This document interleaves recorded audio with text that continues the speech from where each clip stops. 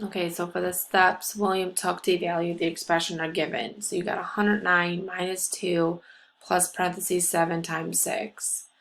So what William did is in his problem, he made an error because it says what should William have done differently in order to evaluate the expression. So somewhere in this problem he made a mistake. So our job is to figure out what his mistake was and what he should have done differently. So let's start off by just going through as if we were going to solve it. So you have the P that stands for PEMDAS, parentheses in PEMDAS. So you have 7 times 6, which that is correct. You would solve that first. And he gets 42, which is correct. So I'm going to take my check, put it over my P, because I have no more parentheses in my next problem. Now I look for exponents. I don't see any exponents.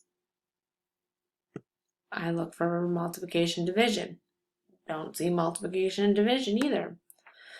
So now I have to sit here and think, okay, well I have 109 minus 2 plus 42. So I need to figure out, okay, am I supposed to do 109 minus 2 first, or am I supposed to do 2 plus 42? Looking at this, knowing that it's addition and subtraction is my next step, and I have subtraction and addition, but they're next to each other because only one number separates the two of them. So that means I solve left to right. So William should have done 109 minus 2 first.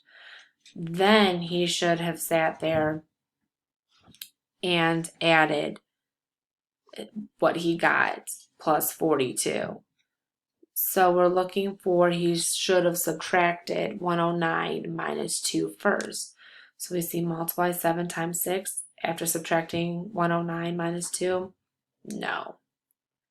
Subtracted 109 minus 2 before adding 2 plus 42, which equals 44, which is correct. We should have done that first.